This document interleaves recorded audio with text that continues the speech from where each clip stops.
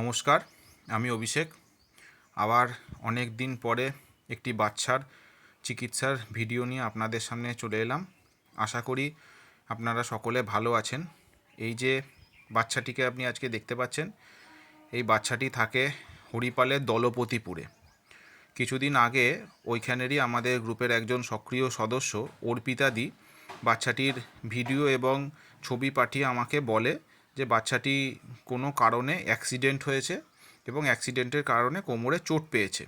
সেই মতো দিদিকে আমি বাচ্চাটির ওষুধ সম্পর্কে ডাক্তারবাবুর সাথে কথা বলে জানাই। কিন্তু আজকে হঠাৎ করে সকালবেলায় দিদি আমাকে জানান যে বাচ্চাটি খুব সম্ভবত কোনো রকম গাড়ির আঘাত বা ধাক্কায় আহত হয়নি। বাচ্চাটি যেভাবে বিহেভ করছে তা দেখে দিদি সন্দেহ হয় যে বাচ্চাটি বোধহয় ক্যানাইন ডিস্টেম্পার রোগে আক্রান্ত। তাই দিদি আমাকে আবার পুনরায় বাচ্চাটির আজকের অবস্থার ভিডিও আমাকে পাঠান।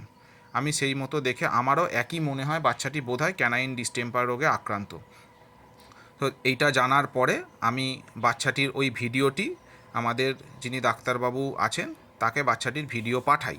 ডাক্তারবাবু বাচ্চাটির ভিডিও দেখেন এবং আমার কাছ থেকে বাচ্চাটির বডি ওয়েট সম্পর্কে জানতে চান।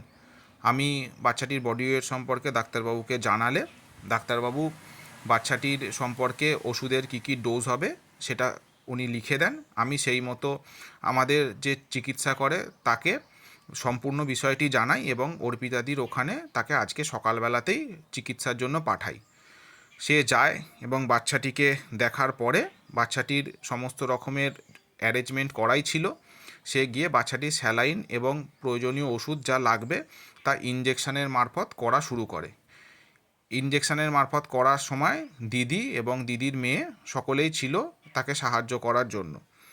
আমরা সেই মতো বাচ্চাটির চিকিৎসা আজকে শুরু করলাম এবং আগামী 5 দিন এবং দরকার লাগলে 10 দিন বাচ্চাটির চিকিৎসা আমরা করব এবং আশা করি বাচ্চাটিকে সম্পূর্ণরূপে সুস্থ স্বাভাবিক জীবনে ফিরিয়ে দিতে পারবো। এই ভিডিওর সম্পূর্ণ আপডেট আমি আপনাদের অল্প অল্প করে দিতে থাকবো। আশা করি আপনারাও সেই আপডেট দেখে বুঝতে পারবেন যে বাচ্চাটির চিকিৎসায় ইমপ্রুভমেন্ট হচ্ছে কি হয়নি। আর হ্যাঁ, সকলের কাছে আমার অনুরোধ, বাচ্চাটির জন্য একটু প্রার্থনা করবেন সবাই। মাত্র 1 বছর বয়স বাচ্চাটির, হঠাৎ করেই এই দুরারোগ্য ব্যাধিতে আক্রান্ত হয়ে পড়ছে। এই বছর দেখা যাচ্ছে প্রচুর ছোট ছোট বাচ্চা ডিস্টেম্পার রোগে আক্রান্ত হচ্ছে। জানি না এটা হঠাৎ করে কেন এই বছর ডিস্টেম্পারের এত প্রকোপ দেখা দিচ্ছে। যাক, আমরা আমাদের সর্বস্ব দিয়ে বাচ্চাগুলোকে বাঁচিয়ে রাখার চেষ্টা করছি। আর আপনারাও ভগবানের কাছে প্রার্থনা করুন যেন বাচ্চাগুলি অতি দ্রুত তাদের সুস্থ স্বাভাবিক জীবনে ফিরে যেতে পারে, কারণ তাদের এই কষ্টের জীবনের মধ্যে আবার এই রকমের দুরারোগ্য ব্যাধির প্রকোপ হলে তাদের জীবন দুর্বিষহ হয়ে উঠছে বারবার।